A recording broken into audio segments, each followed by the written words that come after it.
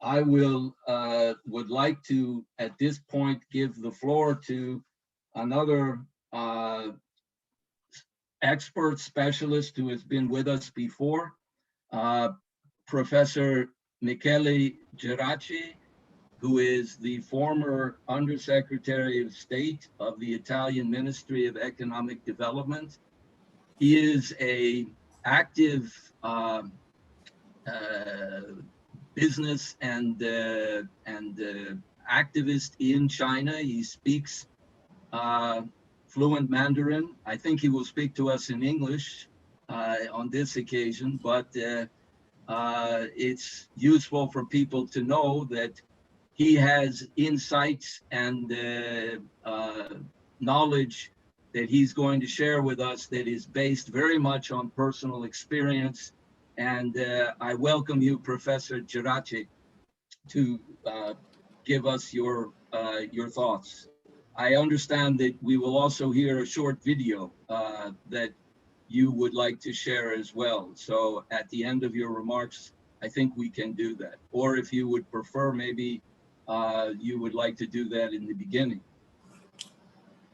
Thank you very much, Stephen. Yes, very happy and very honored to be here with you today. Thank you for the invitation. I'll give you really what I have seen during my trip to Xinjiang, some impressions that I have gathered that I would like to share with you. Indeed, there is a video. Stephen, do I have the right to share screen and show it, or can I have one of you guys to... Yes, you have permission to share. I have permission. Okay, so I will do it maybe at the end of my very short introduction. Let me find the video anyway in the meantime. I tell you, I was in Xinjiang only a couple of months ago in May. And as you know, I normally live in China when I am not in Italy. My position now is in between, let's say, the government layer and the academic think tank layer. So my goal now is to try to bring to the table of policymakers in Italy, of course, my country, in Europe and around the world, all the analysis, studies, ideas to improve economic and social situations in around the world, really. So I'm acting, I'm trying to act as a linkage between the facts that are, in a way, the core essence of research and think tanks and universities, academics, with the politics that sometimes tend to either misunderstand or misread facts, so that policymakers can act on the basis of data, not on the basis of more random input. And so one thing that I've done over the last 2 months since I've been back from Xinjiang back to Italy is exactly this. Trying to describe to the public opinion, to the media, to policymakers, to members of the government and companies, what is that I've seen in Xinjiang. And what I've seen is indeed very different from what they thought, from what the general understanding is in the Western societies about what is happening there. My point is that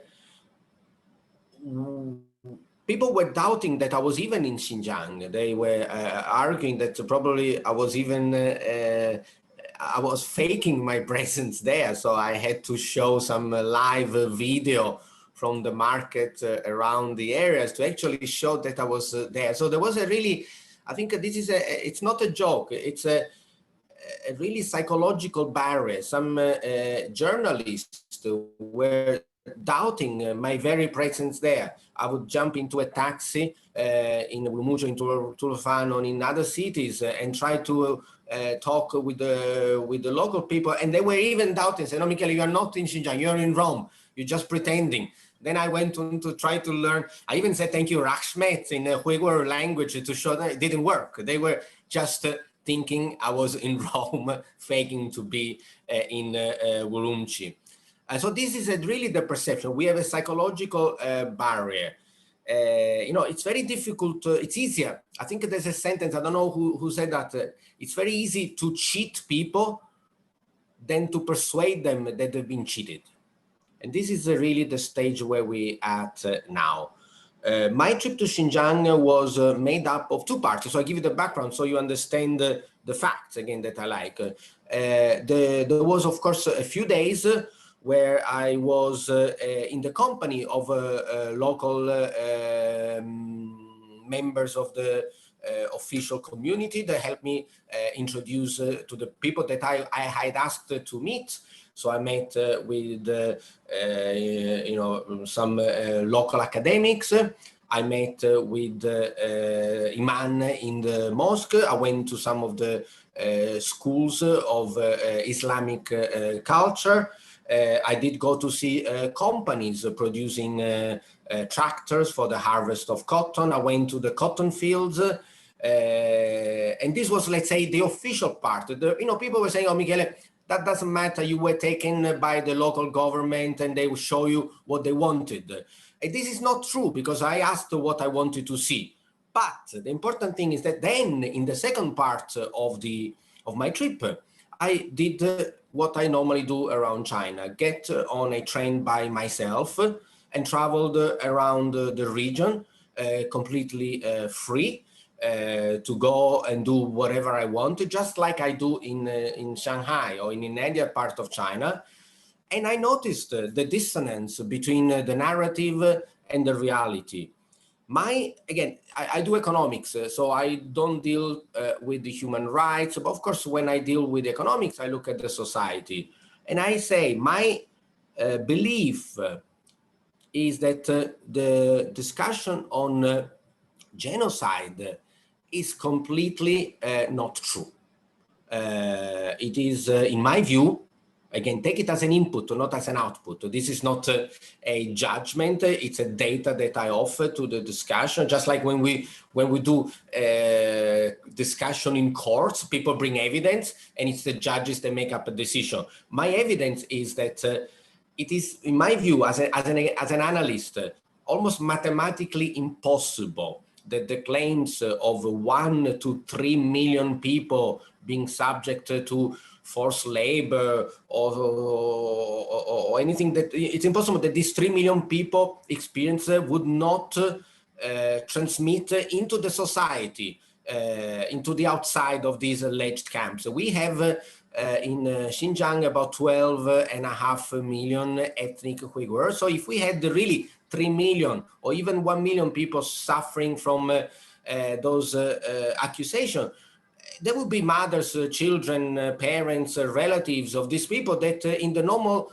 day life would know about those. And when I was walking and traveling around, I saw nothing that would indicate that family would have the sons, the daughters in prison somewhere else. So this was absolutely not the atmosphere that you would breathe when you walk in the streets there.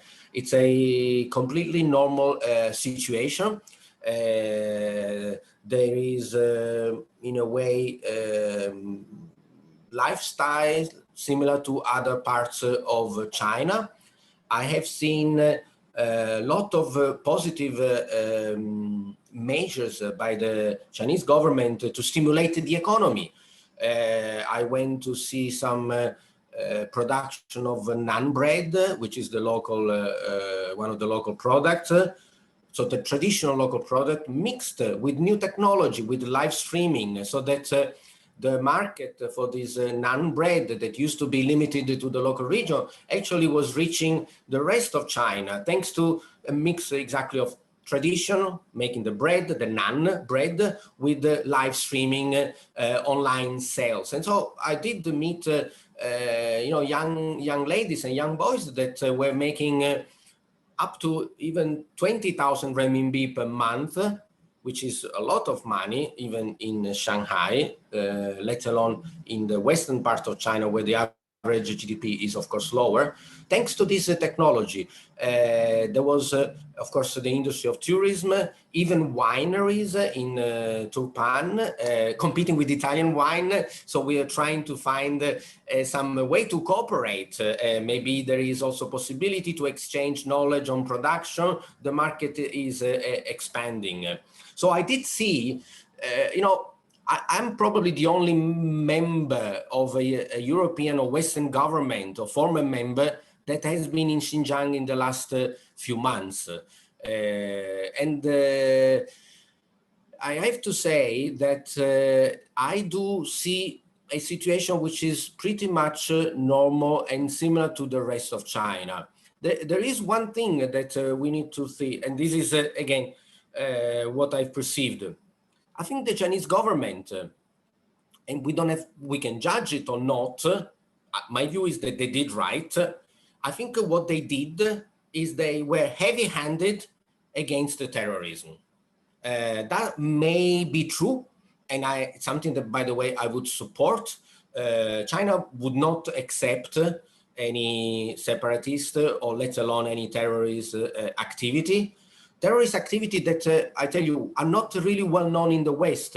Very few people know about the Kunming attack, the Urumqi attack, and so on. We're talking about sometimes few, sometimes even tens, and even up to hundreds of people died in single attacks. So this anti-terrorism battle, I think a choice of China not to give too much public media exposure, not to incite other people to imitate and follow. Very different from the approach that we have here in the West. Every time we have a problem, the whole media covers it, and that it's of course good to inform people, but of course has the side effect to entice other people to imitate or emulate the so-called heroes. Of course, China may have a different approach, so that message did not get across to the West.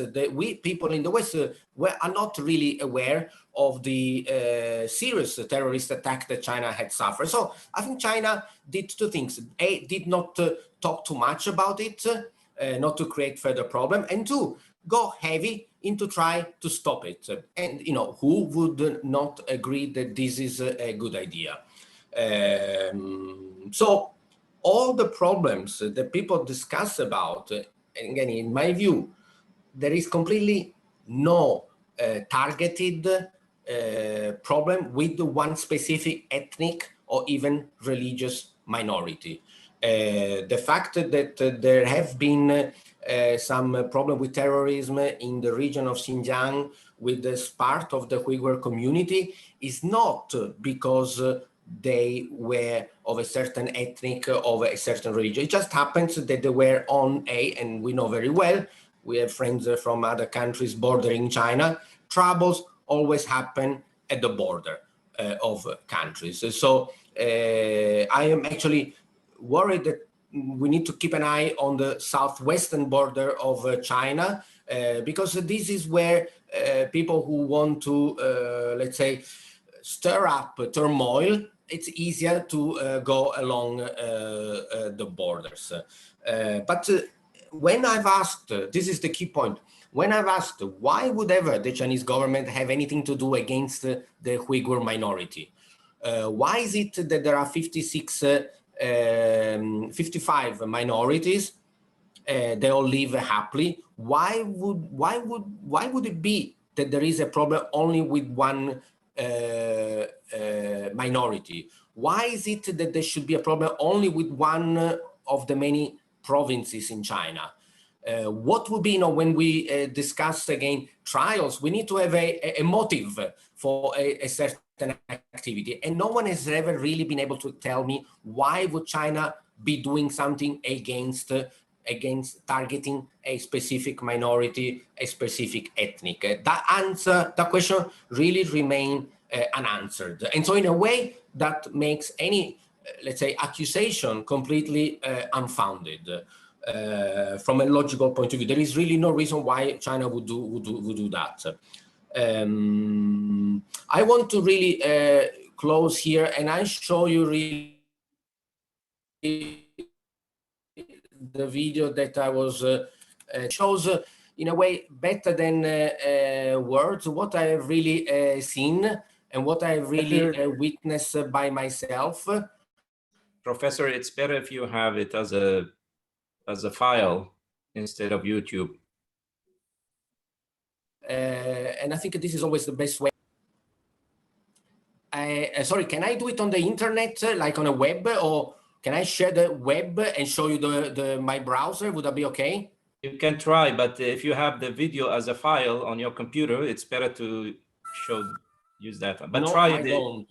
Let me try, okay? Let me try if it works with the screen sharing. Give me a second. Do you see it now? Yes. Tell me if you hear it also. Make it a full screen, please.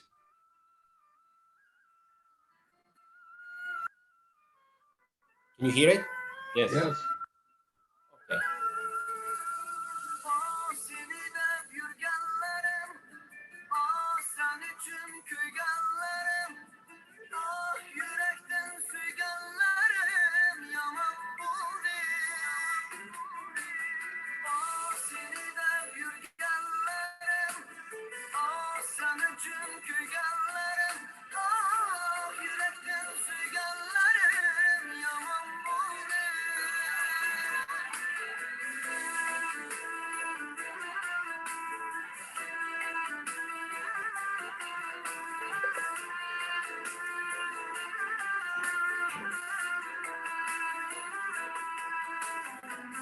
Osmanımda yoltuz gözüm, peşimde bir kunduz gözüm.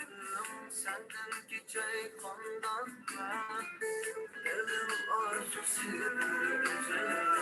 Osmanımda yoltuz gözüm, peşimde bir kunduz gözüm. Senden geçey kandan ben, elim arzu sürüzüm.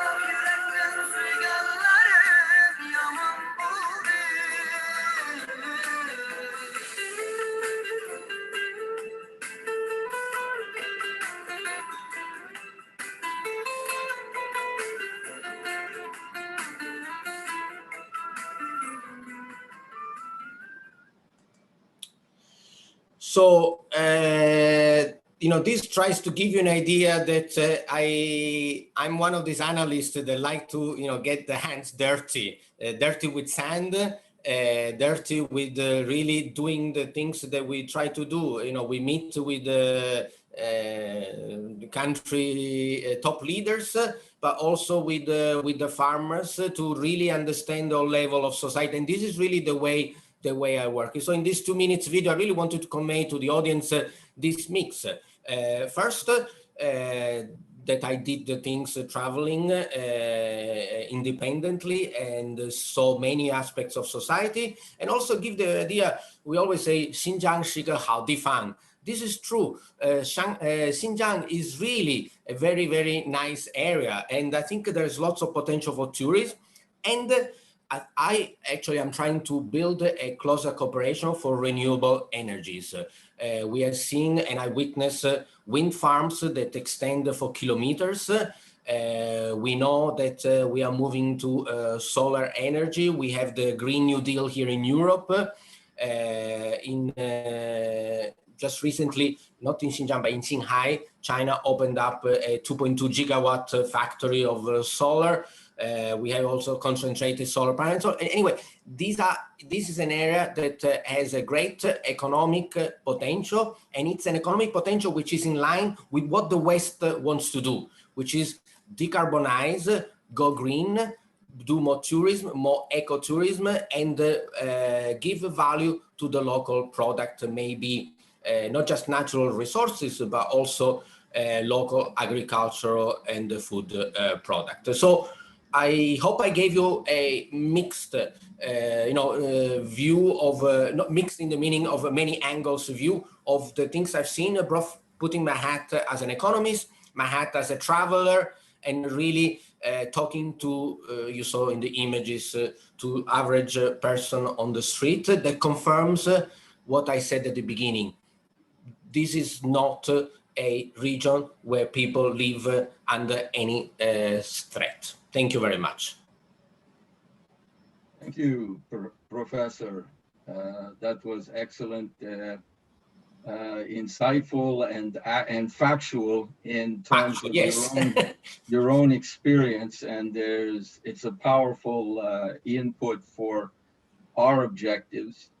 I would just comment that these false narratives that have been mentioned, it is always possible that as human beings we can make mistakes. But when the mistakes are pointed out and the substance and reality of what is really going on is ignored, then it's another problem than just simply making a mistake. Then it's an intention to misrepresent the picture that is in reality and the substance of the reality that is going on. So I just make that point because I think that our task is to continue to stand for the reality and the substance and recognize that unfortunately we are meeting with intentions on other forces and factors who do not wish to be properly informed about the substance and the reality. Nonetheless, we will continue without sleep to continue to do what we are doing, and we appreciate your input. Hopefully, it will continue with us in future seminars as well. I actually, Stephen, I want to also let you know, maybe it's an occasion for the future. In September, I will go back to Xinjiang. So I will do another trip 3 months later. So I tell our Chinese friends, 我9月份呢，我打算就回去新疆，再看看做其他的研究. So maybe this is an opportunity, Stephen, to retouch base and give you another live Facebook. I will be connecting from there. But you're right, Stephen, it is hard. It is hard to persuade about facts. We're not doing anything unusual. It's become a world where telling the truth is becoming difficult. Well, it is true. Thank you. And I will be very grateful for your further collaboration and cooperation with us because it is sorely needed. Without saying in this context a great deal more about certain philosophical issues as to why it is the case that many people do not understand the truth. I think it is not because they don't wish to. Often they are unfortunately manipulated to believe things without really being able to investigate and to go deeper into the real nature of what's going on. But we save that for another context. I just mentioned that it is that challenge that we have, and we will continue to work for it. So first, about the adversive climate that has been created in Italy about China, but also about the fact that due to COVID restrictions, it has become very difficult to operate, travel, and organize events. As concerns the latter, do you think this will improve in the future? So the first question, the climate, let's say I hope it will improve. And I have to say it is thanks to events like this that we are trying to improve the climate vis-a-vis China, because of course we have a geopolitical tension growing. Europe, Claudio, is stuck in the middle. On one hand, I give you here a political answer. On one hand, we need to reaffirm our geopolitical alliance to the European Union, to our European values and Americans. On the other hand, we want to do trade with China. And this was why, of course, we entered the agreement on the Belt and Road, the famous MOU. The problem, Claudio and everyone, is, this needs to be very clear, the interest of some politicians is not always the interest of the country that they should that they work for. It is not always the interest of the companies that we need to help to do business with. It is not in the interest of the workers. The interest of politicians is to get votes. And in a time where we have experienced a very hard economic situation, GDP in Italy is down 8.9%, very, very difficult. Of course, we have the COVID. Politicians need to find a monster so that they can be the hero. This is the narrative that we see in movies. If there is no monster, you cannot be hero. And if there is no monster, you have to make one up. And so this is the current situation, and maybe the root why people always find enemies. Where, you know, the European Union blames Brexit for trade. Italy, some Italian people blame China for the virus. Some other blame the American for other issues. It's always trying to blame people outside. Psychologically, it's very difficult for leaders in a country to say it's my fault.